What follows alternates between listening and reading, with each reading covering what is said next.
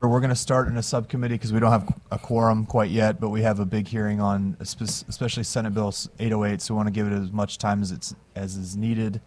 So we'll start in subcommittee, and once we get enough senators to call a roll to get a quorum, we'll stop our business and go right to that. But until then, Senator Schroer, you're welcome to start on the hearing for Senate Bill 808.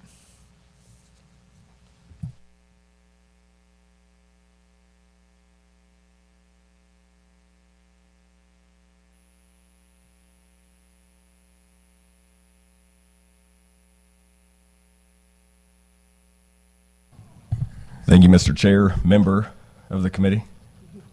I want to thank the chairman again for your diligent work on the off season, I guess you could say, for the non-political folks here in the interim of trying to find a solution to the second problem that we've seen plaguing many cities. Dealing with the rogue prosecutor issue in St. Louis was something we dealt with last year. The second prong to rebuilding this city, making it the vibrant gateway to the West, similar to what we've seen in Nashville and Austin and other areas that have been plagued with crime, deals with our police department. Talking to a lot of the different individuals that work for the police department or have worked for the police department, it seems that we still have a major issue as this time last year, reflecting back at how many officers we've lost, we're 130 officers less than we were at the same hearing the same time last year. This year alone, in this month, which we're not even through all the way, we've already lost 12 officers. Some of the situations that I'm hearing from these officers, which I think you'll hear either today or through the course of the session, we have individuals that are not receiving timely paychecks. They're working, putting their lives on the line, in not receiving the adequate pay, the adequate compensation for serving the people of St. Louis. Individuals that are unprotected, that the staffing issues are so dire that there have been situations where people call in sick knowing that they don't have the backup to go into the most deadly areas of St. Louis. Looking at the bill in front of you, we did file the same exact version of the Senate bill from last year. We do have a substitute that's distributed. For clarity's sake, this is the House version that we had last year. But I've told all different sides on this issue, whether it's the Fraternal Order of Police, the Police Officers Association, Ethical Society of Police, the mayor's office, individuals on either side of this. I'm not married to this language. What I am married to is standing up for our police officers, standing up for our people that would like to see life, liberty, and property protected in the city of St. Louis. As of right now, and I'll just make this brief and let the witnesses come up. As of right now, we've seen a situation in the city of St. Louis where many things are being mismanaged. We have the RAM settlement money that could be going to public safety, could be going to rebuilding this vibrant gateway to the West. We have the marijuana issue where the same administration that's not paying these officers on time, that forgot to check the boxes and fill in the paperwork to collect the adequate taxes that could be going to public safety. But I know you'll hear today many different statistics that show that reflect that crime is dropping. And members here today, I know you've seen the stories from the past 2 years where the FBI and others are saying that can't really trust these numbers. We don't know where these numbers are coming from. We don't have the statistics to back this up. And we welcome all of the data so we can evaluate that to see what is working. And if it is working, harness that and continue to harness that so we can make this city something that is the envy of every other state in the nation. But I'll open it up for any questions, and I'll be here if any other members come in and want to ask me any questions about this bill. Questions of the sponsor? Seeing none, thank you, Senator. Thank you. We're going to, because I imagine there's a lot of testimony on both sides of this, we're just going to hop back and forth between support and opposition. So we'll start with support. So the first supporter of Senate Bill 808, hop up here and proceed when you're ready. Please make sure you fill out witness forms. We need those for our records. And you can just drop them right there on the table.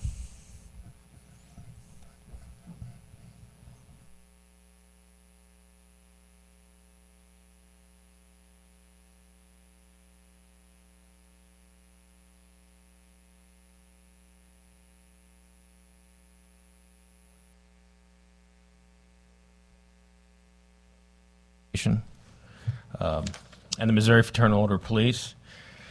Just a little background on myself. I've been a police officer in the city of St. Louis for a little over 18 years. I have a long history in the St. Louis Police Department. My family has been on the police department continuously since 1891 when my great-great-grandfather came over from Ireland. I'm here today to testify in support of Senate Bill 808. In the last decade of local control, I've seen a once proud police department crumble under city politics and political agendas. Manpower and morale is at an all-time low. We need help. The local control experiment has failed, and it has failed miserably. No fast talk or slick words can change that. Crime over the last decade has forced businesses out of the city and cost many innocent lives. We have consistently talked about how crime is a two-prong approach. Fixing the circuit attorney's office, which the governor stepped in, and the attorney general stepped in last June and did that. It's now time to address the St. Louis Police Department. So with that, I'll stand for any questions. And Any questions for this witness? Seeing none. We're going to really quickly, we're going to go to call the roll since we have a quorum. So Ben, go ahead and call the roll. Senators Fitzwater. Wait, is Senator, He's back. yeah, we have a quorum. Senators Fitzwater, Here. Brown, Bean, Eigel, Razor, Schroer, Williams. Quorum being established, we'll be in committee. And we'll continue with testimony. So somebody in opposition, we're gonna, like I said, we're gonna hop back and forth. So the first in opposition to Senate Bill 808.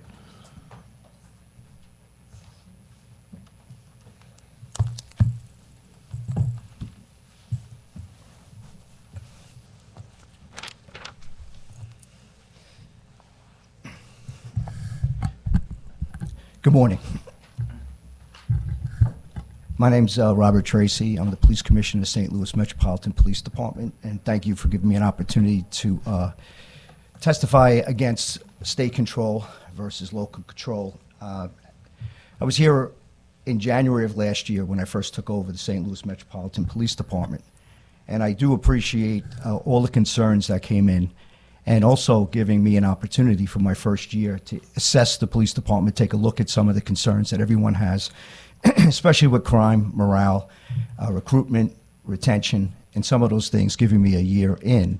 And working with these great men and women, the St. Louis Metropolitan Police Department and the civilian staff, and the community of the St. Louis City. We talked about making sure that our officers are compensated properly.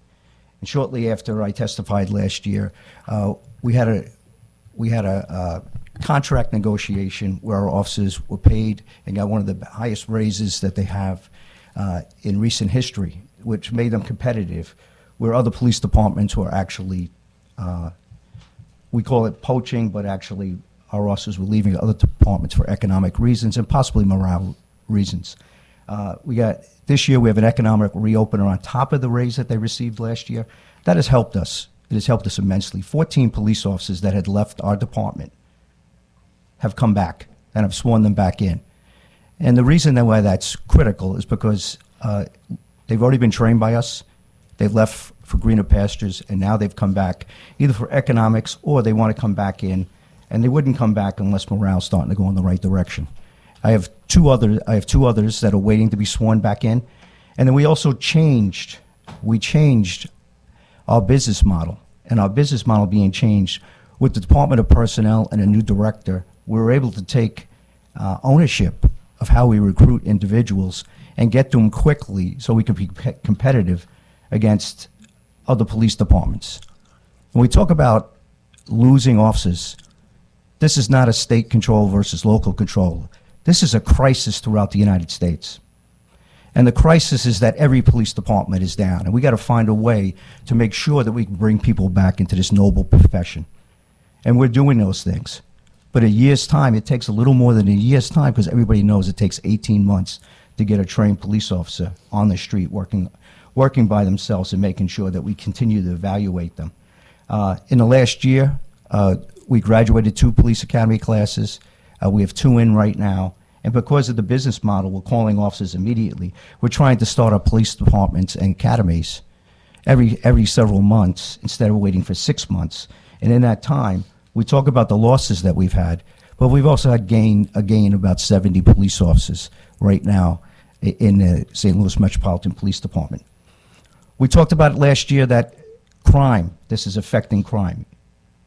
Well, using a CompStat methodology, business management principles applied to police work, community engagement, evidence-based strategies, and leveraging the technology we have in place, there's a tremendous job done by these men and women in the St. Louis Metropolitan Police Department.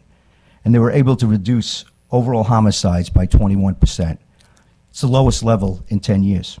Where other cities are starting to go up, in this region, we're going down. We're going down. And that was done because all the things we talked about it, not just by policing, officer violence prevention, other strategies that the mayor and her administration has put into place with community civic associations and non-for-profits. We're also doing things to make sure we can start bringing individuals into the pipeline. We got a cadet program that we're working with Harris Stowe University. We're working with the president there, where we bring people in, we give incentives for tuition reimbursement. We actually pay these cadets to get them introduced. And we're starting our first youth academies in conjunction with Harris Stowe this summer. And it's one of several, so we can start getting the individuals into the pipeline. Overall crime is down 22%. We're down in every Part 1 UCR category, with the exception of sexual assaults, which is up about 10%, but all others are down 22%. Shooting incidents, and that's really where most of our homicides are by gunshot. Reduce the shooting incidents and the things that we're doing, leveraging technology, NIBIN, ATF. We are down 24% in shooting incidents compared to the same time last year. And then because of the things we're doing with juveniles and all the programs and working with them, we're down 50% in juveniles being victims of gunshot. So we have made strides. This is just progress. And my concern is if we disrupt and disrupt and go back to another system, it's going to take years to recover from this. I only know local control. I've had success in local control with the men and women in the departments I work with. And I really believe if we go back, we'll be setting ourselves back. And yes, every city has their issues, and they've been brought up today. But we're actually taking a good look at them, and we've made improvements over the last year, and we can continue to make improvements in the future. So I'll open up for any questions. Thanks for your testimony, Chief. I've got one question. How's the prosecutor partnering with you? And you have a brand new prosecutor. Are they prosecuting crimes now? Or are you having better results in that space? Because that was a deep concern for the legislature last year and previous years. Yeah, it was a deep concern for a lot of people, and there was thousands of cases that were taken under advisement and were outstanding with individuals out there that would get arrested time and time again by our police officers, not to see them charged. With this new prosecutor, Circuit Attorney Gabe Gore, we meet regularly. We're on the phone regularly, and if there's any issues that are going back and forth, we're trying to resolve them. And we're pretty successful in trying to go in the right direction. Any new case that we make an arrest, if that person also had previous arrests that were not charged, we're going back and getting those additional arrests on top of the current charge. And so that's why you might see some of the people that are not bonded out. Those things might start going up because we're grabbing the individuals. And this is not just for violent crimes. This is going all the way down to those quality life crimes that sometimes were overlooked. So the answer is yes. Things are going very well. And I think the morale is up from our police officers only because they know the hard work that they put in is now at least being recognized. And also when we go to community meetings, people are asking, what are you doing about the crime? They're seeing crime come down because when we're arresting individuals, they're at least getting charged now. Questions for the Chief? Senator Eigel, proceed. Thank you, Mr. Chairman.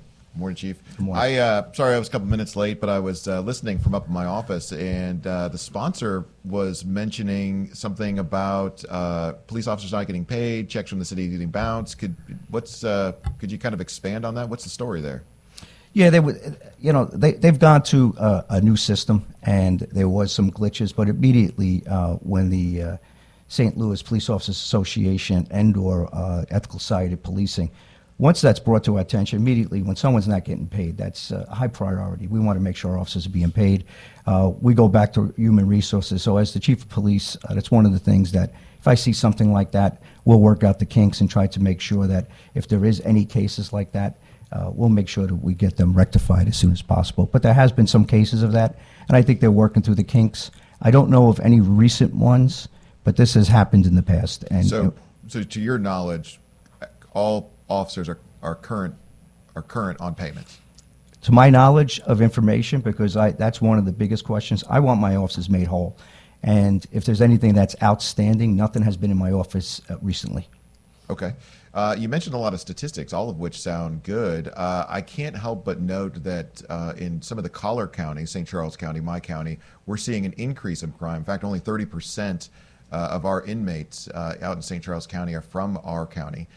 Most of them, many of them, are coming from the city. So we're actually seeing an increase in the number of individuals coming from St. Louis City. So these statistics that you're citing, are these internal statistics or are these FBI statistics? Where are these statistics coming from? Because I just find it odd that we're seeing an increase of crime spreading out from the city, but you're not seeing that same increase in the city. Well, it's a few factors. I mean, right now, good work from our police officers, putting a strategy in place, looking at patterns and trends and getting ahead of them, being proactive. Our officers are doing a great job. I can't speak to the strategies in other areas and why crime is going up or down. I do speak with my regional partners and my chiefs. And the statistics you're talking about, I know they're up and down in some areas, but overall, I thought homicides were down overall when we just had our regional conference on focused deterrence and a collaborative to make sure we're doing things that, not just in policing, but an overall holistic approach that we just had a conference. So some of them have statistics that are down. So if there's any specific statistics you need to speak to, I'd be more than happy to and speak with that chief. But right now, we are down, and we're using the NIBRS system. And this NIBRS system is something that's been in place. And it's out on our website every week so people can see that. So they're tracking crime, and I also track crime by UCR reporting standards. So those are the crime numbers that I'm going about, and it's the 7 major crimes. Can you turn over some of the documentation of those statistics to my office? I'd like to review those in writing. Absolutely. Awesome. Thank you. Further questions for the chief? Seeing none, thank you, Chief, for your time. Thank you very much, Chairman. Someone else in support of Senate Bill 808? Please make sure you drop off witness forms for us for our records. Thank you.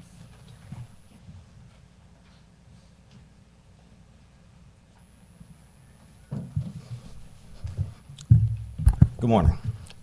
I'm Sergeant Donnie Walters with the Ethical Society of Police, and I am for state control. I have been vocal before in the House, and I appreciate this opportunity to address this committee. And I will say that, yes, 14 have returned, but 139 left. 54 of those were retired. This was a profession in the St. Louis Metropolitan Police Department. You stayed as long as 35. Just recently, we celebrated a captain and a major who both saw 35 years on this department. Just the past week, we had a lieutenant colonel leave with 33 years. That is outstanding. But we now have officers who have 17, 18 years are now paying to get their 20 to leave.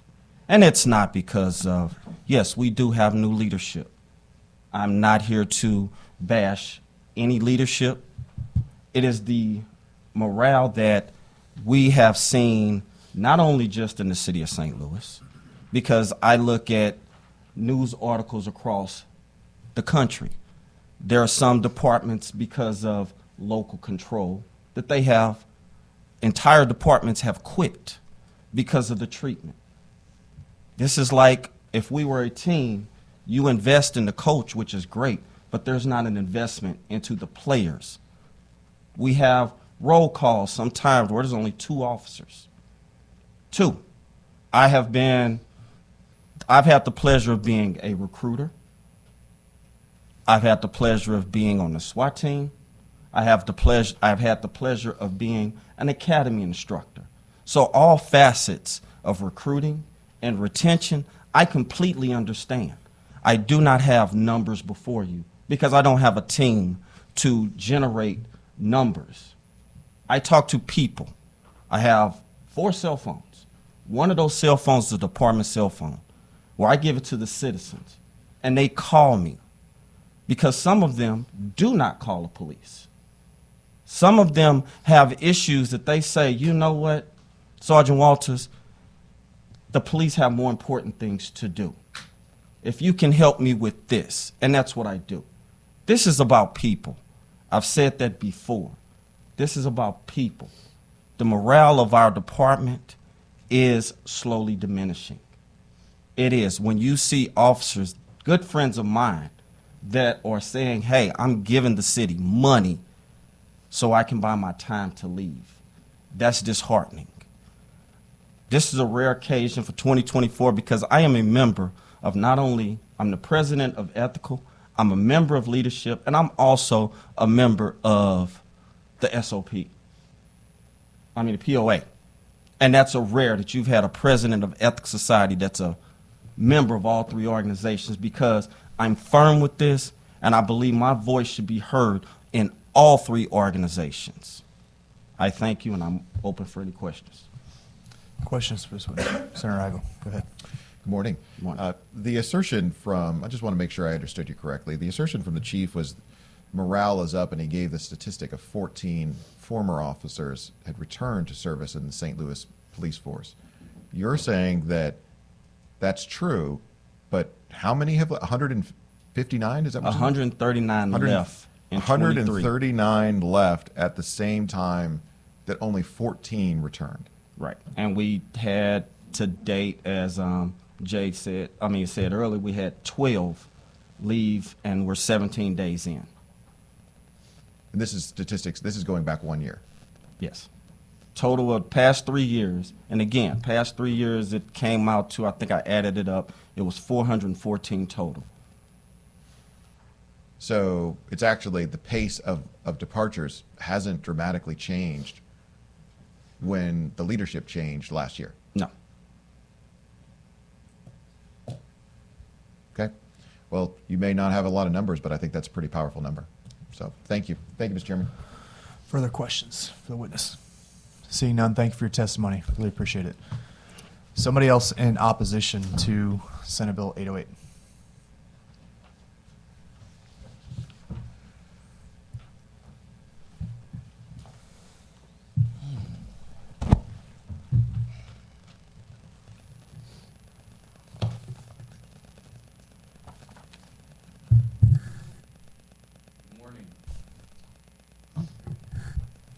Good morning.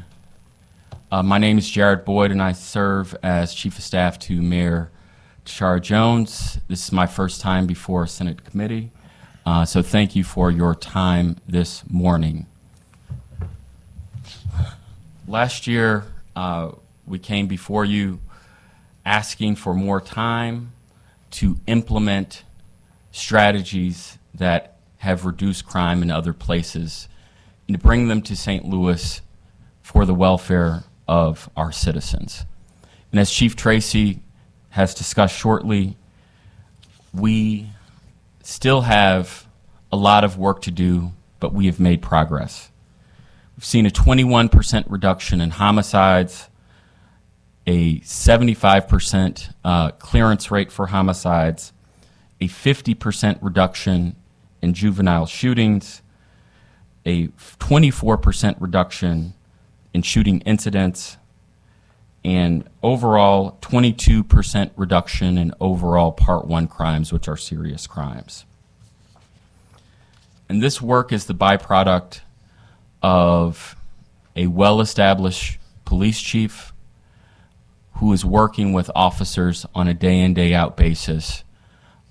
In addition to that, crime requires a team, and that team includes both the police, but departments in city government that are obvious, such as our Office of Violence Prevention, our health department that helps deal with the opioid crisis, but it also is present in teamwork from places that may not be as obvious. So our buildings division helps address places where crime might take place, and our forestry department may clear fields where crime may take place. And the mayor's office and the city government are a place where teamwork and team building is essential to the overall mission of reducing crime, which, as I've said, we have made progress to date thus far. And a lot of our progress is rooted in locally created, locally targeted, and locally accountable people and strategies. And I think that's reflected in our homicide clearance rate going from 38% when the mayor took office to 75%. And I will say you cannot outsource accountability.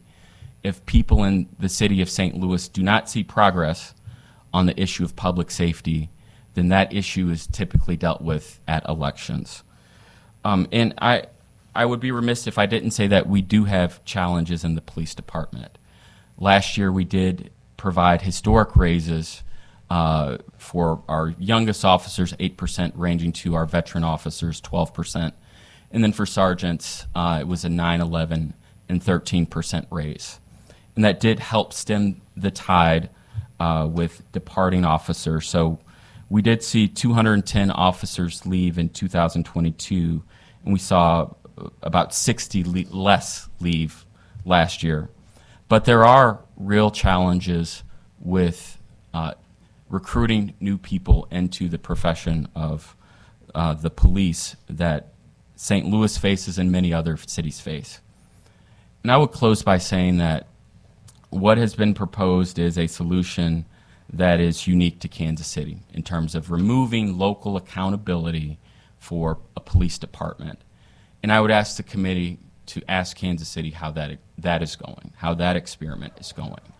While St. Louis saw a dramatic decline in homicides, Kansas City, unfortunately, has seen a spike in homicides, which goes against a national trend. Kansas City has similar problems with recruitment and retention of officers. So while I would say these are real problems that we are dedicated to working with law enforcement, with unions, with others on fixing, taking away local control and local accountability is not the solution to these various serious problems.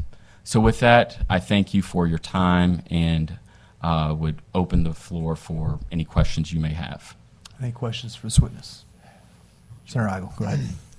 Thank you for being here. I disappointed that the mayor didn't find time to come down to Jefferson City and talk about this. She must be busy. Can't help but wonder, one of the most core issues in getting officers on the streets is the patrol budget. And I understand the patrol budget has been reduced since Mayor Jones took office. Is that correct? Thank you, Senator Eigel, for your question. And the mayor extends her well wishes to you. She is at the U.S. Conference of Mayors this morning with mayors from across the country. And with respect to the patrol budget, I would point you to the fact that the police budget has actually increased since Mayor Jones' time in office. The police budget is at $235 million, and I think that represents almost a $20 million increase since she started office, and is over 10 in terms of the salary increases last year. That was about an $18 million commitment that the city made to officers. So the notion that the city or Mayor Jones has defunded the police is far from the truth. The Mayor Jones has actually increased the budget of the police department since taking office. So let me go back to the question. The question was, is it accurate that the patrol budget, which is where we actually put officers in vehicles on the streets, patrolling the streets. Has the patrol budget decreased since Mayor Jones has taken office? Is that correct? It's difficult for me to answer that question because of the way, I mean, patrol budget, I'd have to look at line items, and I think there's multiple line items for officers who are on the street, So I'm holding back a inclusive little. of overtime. I'm holding back a little bit. I understand that the patrol budget has actually been decreased by $50 million since she took office. And again, if that's accurate, which is why I'm asking the question, then how could the patrol budget be decreasing by $50 million annually, and yet you're trying to tell me that statistically crime is dropping? So that would imply that we're taking cops off the streets, and yet somehow crime is going. Is it because we're just not aware of the crime going on? Or that's why I was asking the chief about his statistics earlier. Because if the budget to actually put officers on the street is decreasing by tens of millions of dollars, that just doesn't make rational sense. Well, there are two things, and I'm happy to provide you both with a copy of the statistics based on uniform crime reporting. So this is a methodology of crime reporting that shows the progress that's been made.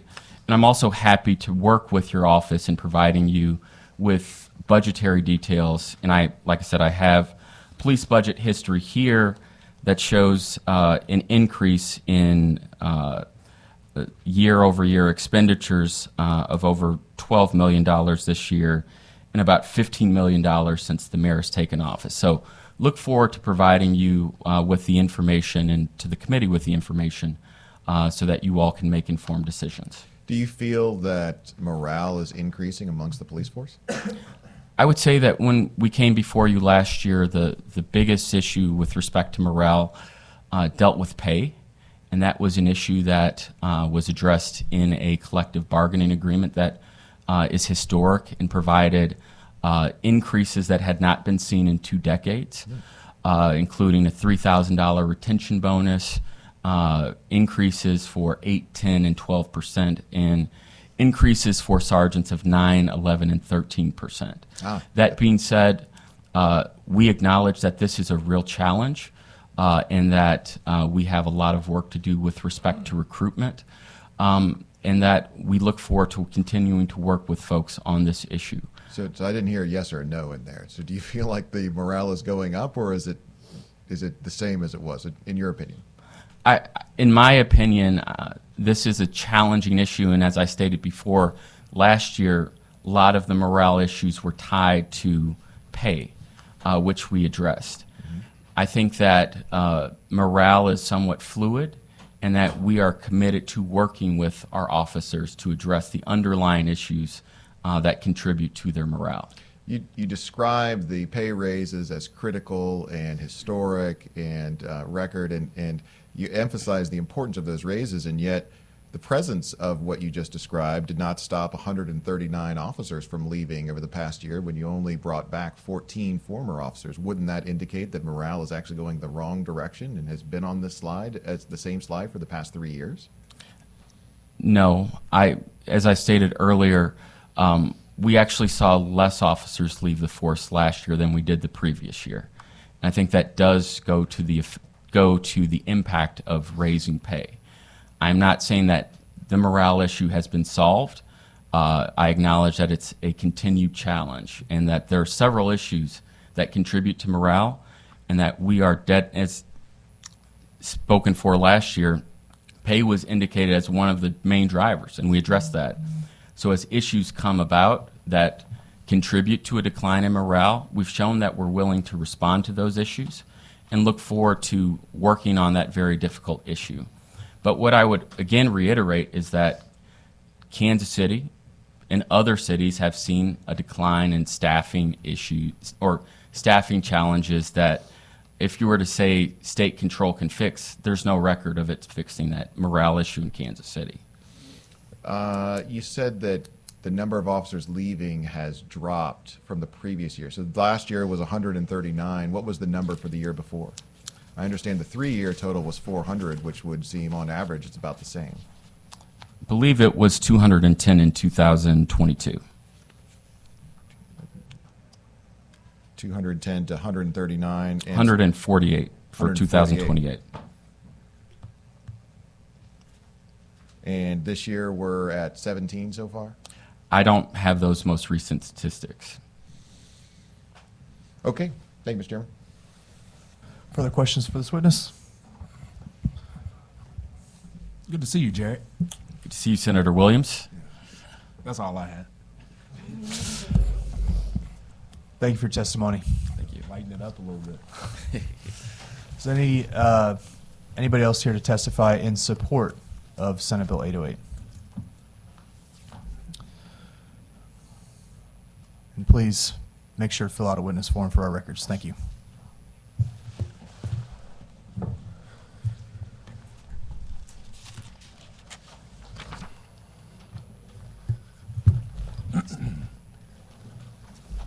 Good morning.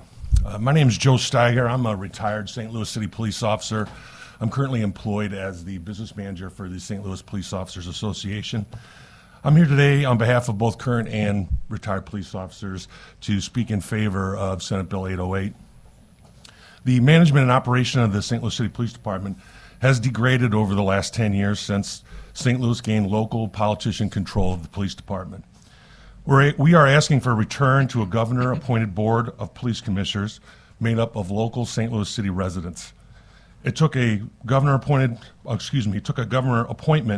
to get the St. Louis City Circuit Attorney's Office on track, and we believe this bill will keep political meddling out of policing, will help stabilize the St. Louis Police Department and stabilize the policing profession in St. Louis. St. Louis City government is dysfunctional. St. Louis City Police applicants the hiring process is filled with bureaucracy and red tape. I know the chief has talked about some changes that he's trying to implement, but the reality is this process takes sometimes as much as 6 months. And during that time frame, the police department is seeing their applicants being picked off by neighboring police departments. There is not a recruitment plan that we're aware of. To my knowledge, there's one person currently assigned to recruiting on the police department. Again, the chief's talked about some issues that he's trying to address, but as of currently, that's what we're seeing. We also are seeing other cities actively recruiting our officers, coming into our city, holding seminars, holding recruitment days, and paying for billboards within our city. The budget process for the City of St. Louis Police Department is not efficient. If you look at how the police chief must pass the budget with approval from the Board of Estimate and Apportionment, which consists of the mayor, the president of the Board of Aldermen, and the comptroller. Pay increases are, as they spoke of, are negotiated between our organization and the city side, which consists of about 5 different divisions. We have to negotiate with the mayor's office, with the police chief, with the personnel director, with the public safety director's office, and the city attorneys. And then it still has to be negotiated through the city's budget director. In addition, all police salaries must be approved annually by the Board of Aldermen. It's done in a compensation ordinance before they can be implemented. For issues involving maintenance on facilities, the chief has to report to the Facility Management's Division. For actual policing issues, he has to report to the Director of Public Safety, to the mayor, and frequent reports to the Board of Aldermen as well. They spoke a bit about the switch to this new payroll system for the city. Officers' paychecks didn't include the overtime that they had earned. I'm sure you can realize that most police officers, that overtime money, they need that to survive, to pay their bills every month. Officers' paychecks weren't properly taxed. They failed to take out taxes. They failed to take their retirement contributions out, and many other contributions that they were either not taken out or improperly taken out. Some officers didn't receive a check at all. Again, the chief talked about he's been very good with our organization when we reach out to him, or when he does do what he can to help, but the system is not fixed. We're still continuing to have problems. One officer was at active duty and wasn't able to get his check for 2 weeks. He had to wait for the next pay period before because he didn't report in enough time. We've also had issues with the same system where the city has failed to pull out the proper collections for our members. Our members voluntarily agreed to have a amount of money taken out of their checks in the city. We've been asking them to do this since June of 2022, and they still have not done that. There's over 40 members that have joined our organization voluntarily that have asked to have these dues taken out since September of 2022 that have not had their dues taken out. We've repeatedly brought this issue to the city. We've repeatedly asked for help, and they have not fixed it. At this time, it's nearly over $100,000 that they have not collected for our organization. This is at a time when we have less than 300 police officers than we had. So every dollar is important for our organization to support our members in many different ways, including our representation here. The essential equipment and throughout the department is constantly broken. For an example, there was a urinal in the homicide office that was out of order for a month. The ACE air conditioning at the undercover building didn't work for the entire summer. The Sallyport door to the Central Patrol Division wasn't operating, and the understanding was they would not come out and fix it. The overhead door company wouldn't fix it because the city owed money, and they wouldn't come out and take care of that until all these debts were cleared. As a retired member of the St. Louis Police Department and someone who worked under the current system of local politician control and the previous governor-appointed police board system, I can tell you with certainty that we did not have these types of issues under the police board system. On behalf of all the men and women of the St. Louis Police Department and of the St. Louis Police Officers Association, I'm asking for your support in Senate Bill 808. Questions for this witness? Seeing none, thank you for your testimony. Any further testimony in opposition to Senate Bill 808?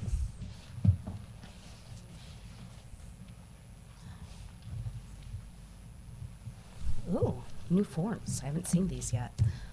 Good morning, Sharon Jones with the Missouri State Conference of the NAACP.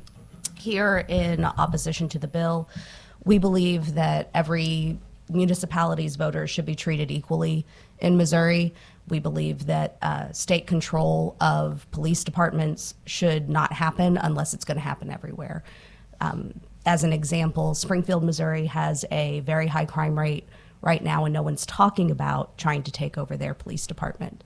So we are asking that you stop treating Kansas City and St. Louis differently than the rest of the voters in this state and allow them to control their own local governments. Thank you. Questions for this witness? Seeing none, thank you for your testimony. Thank you. Anybody else here to testify in support of Senate Bill 808?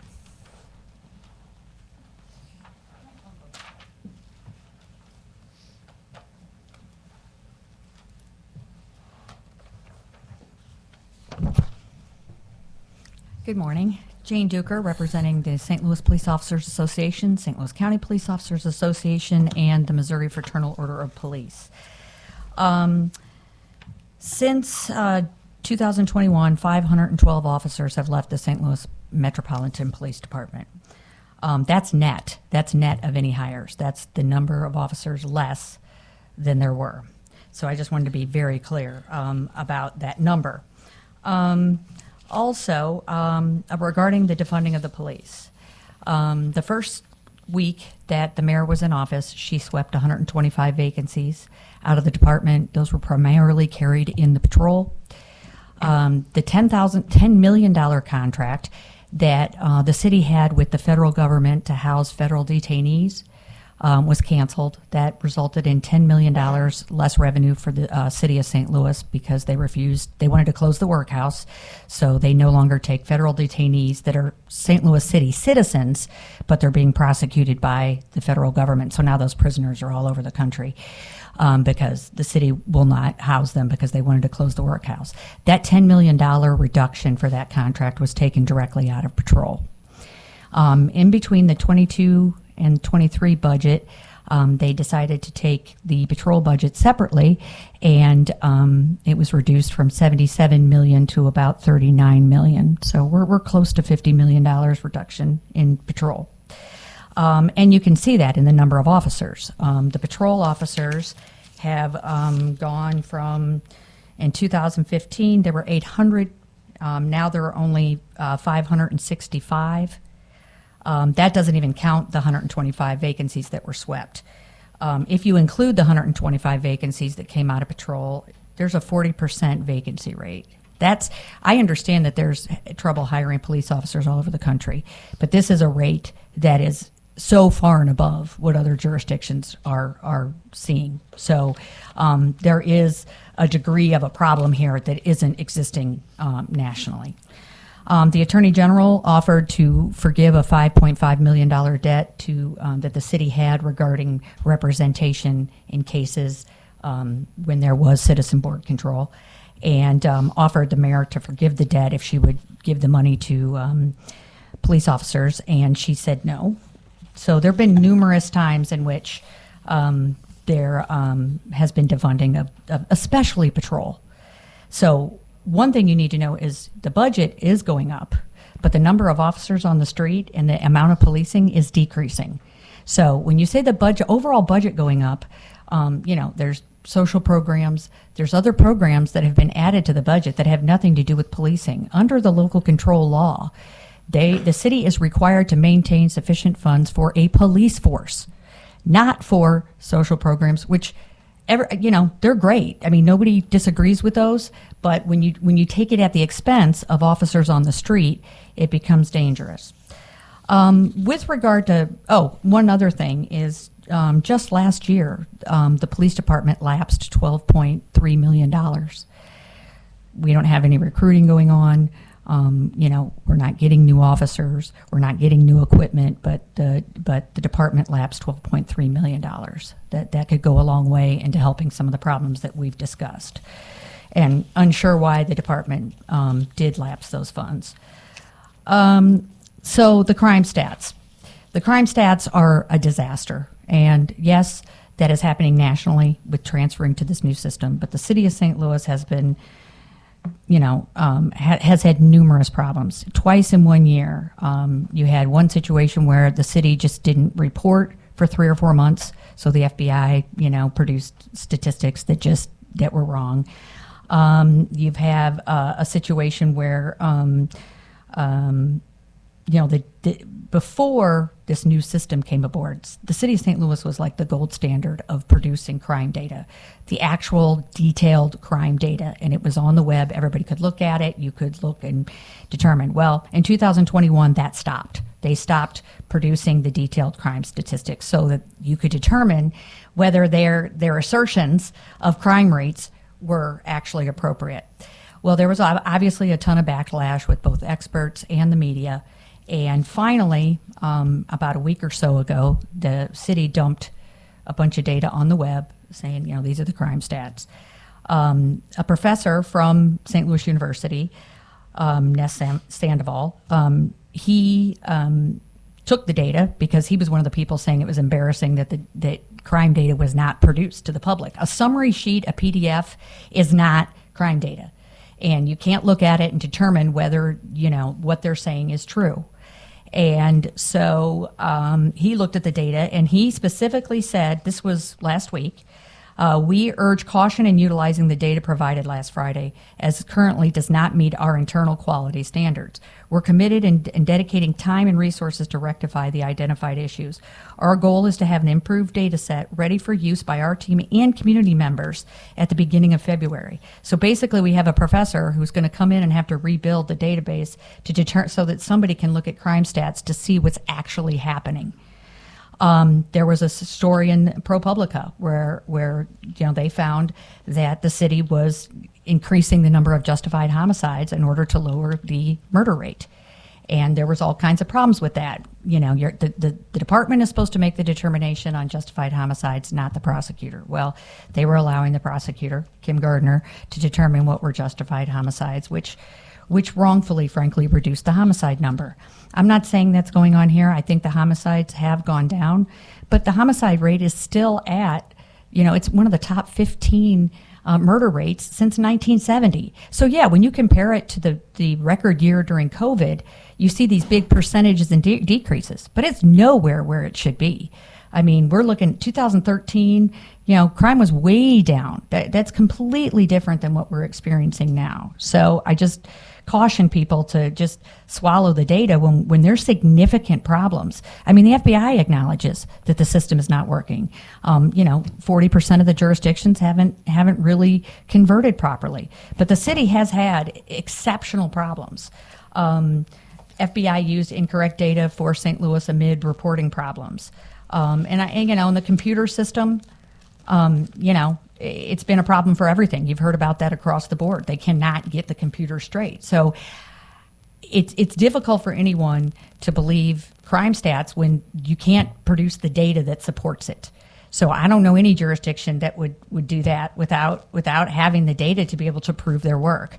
Over the past 2 years, St. Louis has quietly lowered its murder count in another way, classifying more than 36 killings as what are termed justifiable homicides, sometimes an apparent violation of FBI guidelines. That's a problem. City only reported 11 months of crime data to the FBI for 2021, resulting in a 15% underreporting of crime. In 2023, the city had not reported crime data to the FBI and the state for 3 months, leading to misleading FBI data. So the stories are replete with the crime data problems. So I think that's something that, it has to be fixed. St. Louis County was able to convert to the new system, and they report all their crime data. You can go and find every single crime on the web yourself as a normal human being, and that can't be done now in the city of St. Louis. So we want to believe that crime is going down, and there's been a lot of comparisons with Kansas City. 90% of the crime in Kansas City is in Jackson County. Many believe that there is a prosecutor problem in Jackson County that's causing a lot of that trouble. Also, Kansas City attempted to take $42 million out of the Kansas City police budget. It was the Board of Police Commissioners that sued and got that money restored. Without the Board of Police Commissioners, that $42 million would have been out of Kansas City's police budget, which would have been very unfortunate. I stand for any questions if anybody has them. Over a decade ago, when the St. Louis residents decided they would prefer local control, It was the state of Missouri. The citizens, they want local control. Were there minimum requirements that they wanted to meet as a result of having that local control back? Well, yes, the statute provides what the city has to do in order to maintain, and it's interesting because the statutes relating to citizen board control still exist in Missouri statutes because it was always anticipated that it was possible that it could go back if the experiment didn't work. So there is a reason why those statutes still exist, because it was anticipated that if this didn't work out, we could go right back. The conditions are, you have to have the safety and welfare of the citizens. The most important one is that they're required to maintain necessary funds for the municipal police force. And we certainly do not believe that's occurring right now because we don't have enough officers on patrol. 500 officers. You think of 3 shifts a day, 6 police districts. These people do get vacations and days off. There are people who are injured. There are people who are on leave for other reasons. 500 people, 565 people does not go very far. When you have over, 200 and something, I think it's like 235,000 calls for police service, that's more than every citizen. There's this, I think it's 1.2 and 1.3 calls per man, woman, and child in the city of St. Louis for police service. So the fact that we don't have enough people on patrol, it is more often the rule and not the exception that you will have 2 or 3 officers covering an entire district for an 8-hour shift. We still have we still only have probably 3 911 operators on staff every night, every shift. Okay, and now they've hired people, but they have to be trained. It takes over a year to get a 911 operator, up to speed. So we still have a 911 crisis. So when you talk about whether crimes are being reported, we still have the 911 crisis. If you go to there's a national survey that's done, and it's called the National Crime Victimization Survey. In 2022, it found that only 4 in 10 violent crimes are reported, 3 in 10 property crimes. There certainly is a feeling in the city of St. Louis that reporting is a waste of time. especially on the property crime, especially on car thefts. We have tourists being targeted. 20 cars breaking into, at a baseball game. You have, Janae Edmondson who lost her legs. You have people's vans, tourist vans being robbed. I mean, tourists are really having a rough time in the city of St. Louis, and that is a very bad image and a very bad problem for the economic engine of our state. Further questions for this witness? Seeing none, thank you for your testimony. Anybody else here to testify in opposition to Senate Bill 808?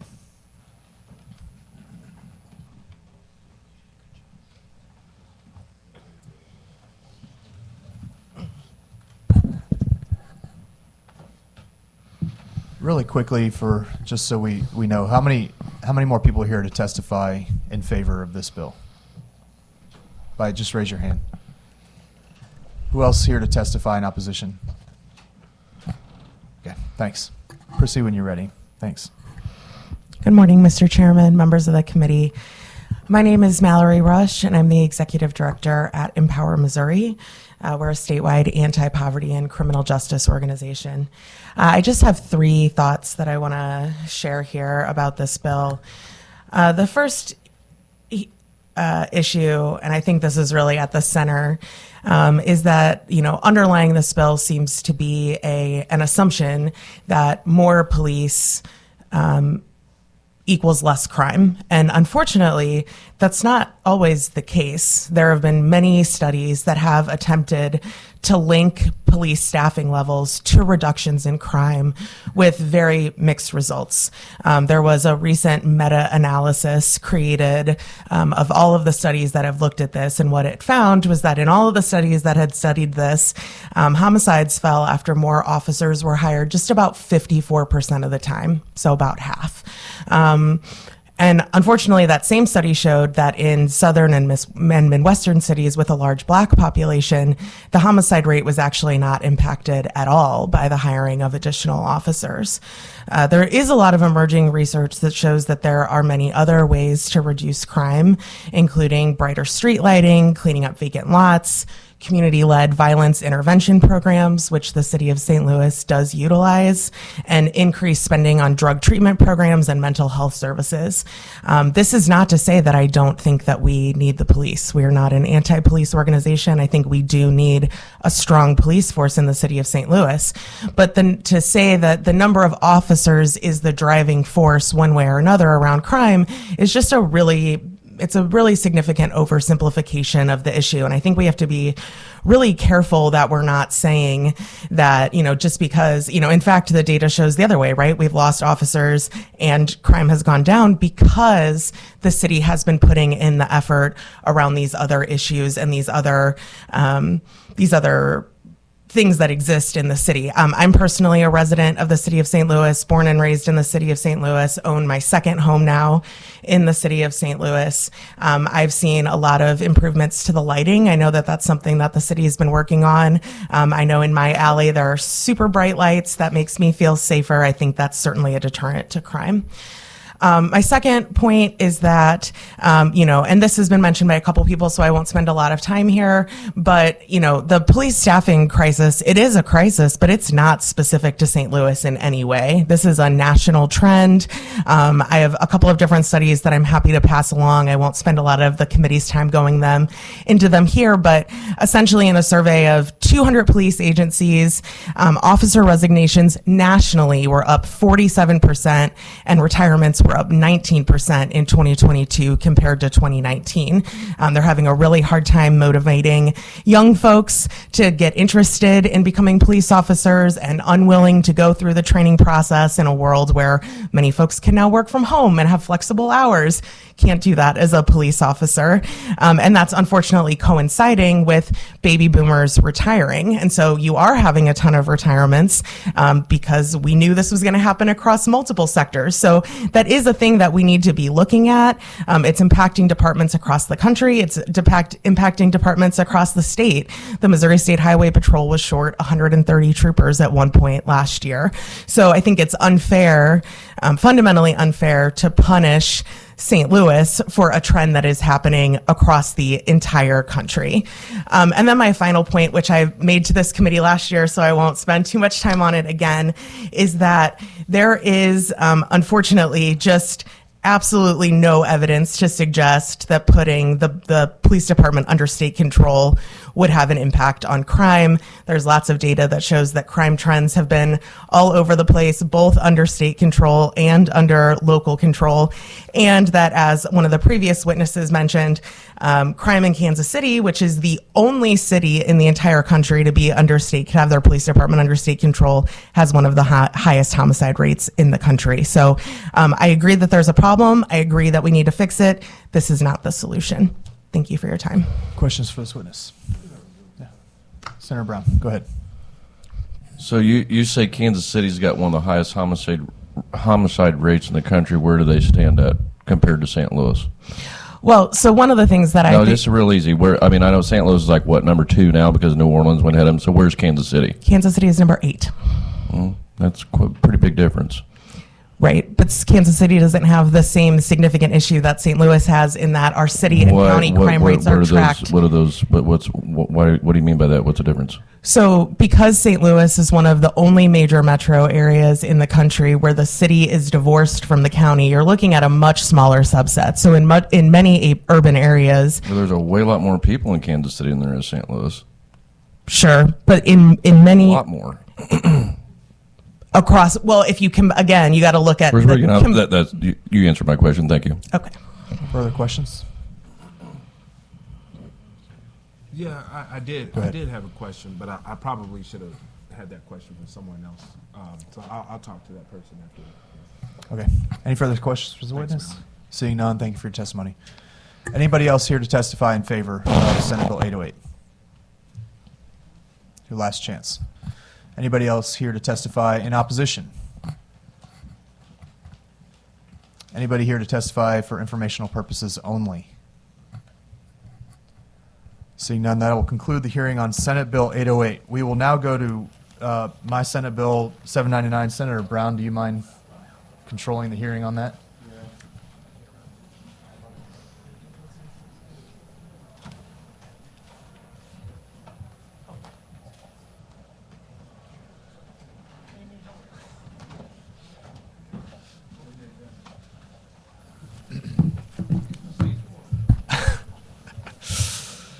Toasty. All right, Senator Fitzwater, whenever you're ready. Thank you, Mr. Chair, members of the committee. This is Senate Bill 799. It is a property tax bill. It's substantially similar to Representative Reedy's property tax bill, which basically puts all vehicles in the state of Missouri on a 15-year depreciation schedule instead of basically up to the assessment values of local assessors. I think at some point we ought to own our vehicles. This is a way to do it that I think is practical, that's been negotiated through the House and the Senate over the last several years. Would love to get something done in this space because I think local revenues have gone through the roof, and at some point I feel like you should be able to own your vehicles. So this is a solution to that. I think the 15-year timeline is maybe a little even a little long, and maybe would certainly entertain an interest in reducing that to a 10 or 12-year time frame. Obviously impacts the fiscal note, but again, I think our counties, this last 2 years, my property tax values for my very old vehicles that are, one's 10 years old, one is 12 years old, have gone up substantially, and that's highly frustrating when we're paying taxes. A lot of taxes across the board. So this is a solution to that, and I think it's common sense. I think it's reasonable, and would love to entertain any questions. Thanks, Senator. Are there any questions from the committee for Senator Fitzwater? All right, seeing none. Are there any witnesses testify in favor of the bill? Please come forward.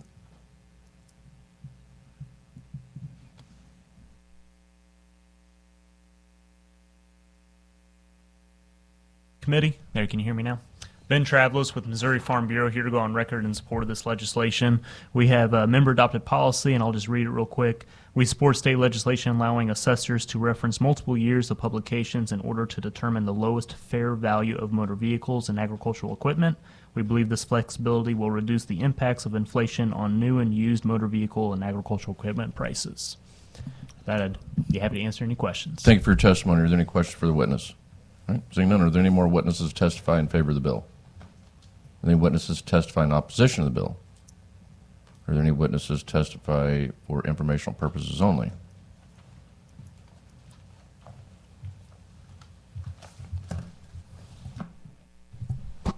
Thank you, Mr. Chairman. Dane Hutton with the State Tax Commission. We're generally supportive of the bill. We just have one concern that the sponsor asked me to alert the committee to.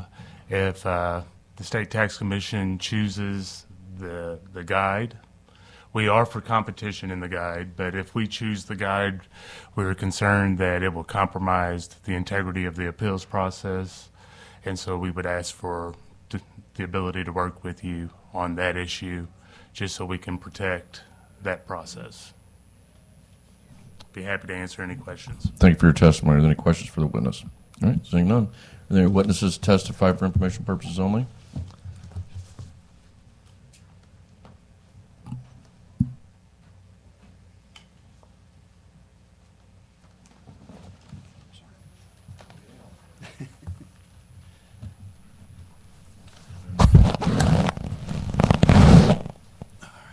Good morning, Mr. Chairman, members of the committee. My name is Kenny Moore. I'm the Boone County Assessor, and I'm here on behalf of not only Boone County, but I'm here on behalf of the Missouri State Assessors Association.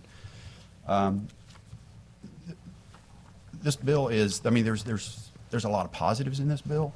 The fact that you're allowing the State Tax Commission to work with the assessors in selecting the guide is a very positive thing.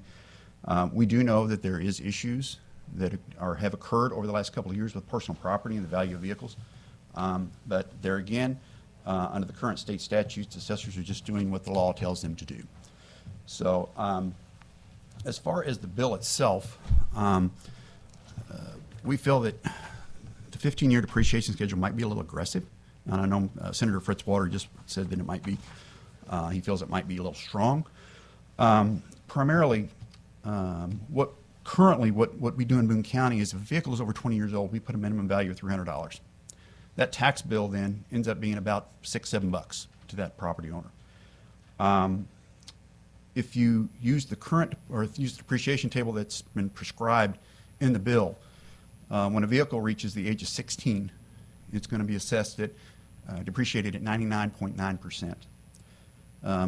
I ran some numbers on that. If you put in a Ford F-150, 2008, XLT four-wheel drive crew cab, the manufacturer suggested retail price of that vehicle is $32,695. If you depreciate it as prescribed by the bill, we'd be depreciating $32,662. In other words, we're going to put $33 on the value of that vehicle, then we're going to take a third of it for the assessed value, put it on $11. That's going to generate a tax bill of 71 cents. And to me, that's a little, sorry, it's a little ridiculous in the fact that you're going to ask county collectors to send out a bill for 71 cents when it costs them more than that to create the bill, mail the bill, and collect the bill. So that's one point that that we have there. As far as the farm equipment being involved with that, farm equipment currently is assessed at a lower rate, almost 2/3 lower than any vehicles as far as personal property goes. They're assessed at 12% versus 33 1/3%. So farmers are already getting a tax break, on their farm machinery.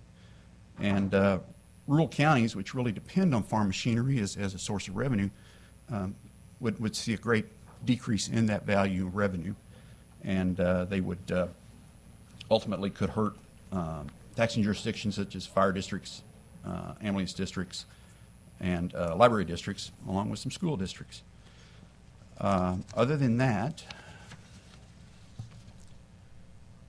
I think that's pretty much. I mean, one other outcome could possibly happen out of this would be, it would be a shift of the tax burden from personal property to real property. And the reason I say that is if we lower the assessed value of personal property, that lowers the total assessed value, then the taxing jurisdictions will have the right to raise their levy to offset that lost revenue, and that would be a pure shift to real property. So with that being said, I'm more than happy to take any questions. Thank you for your testimony. Are there any questions for the witness? All right, seeing none. Are there any other witnesses to testify for informational purposes only? All right, seeing none. Senator Fitzwater, do you have any closing remarks? Good. All right, thank you. I'll turn the gavel back over to you. Are we done? All right, if there's no other business to come for the hearing, do we have a motion to adjourn? So moved. We had a second?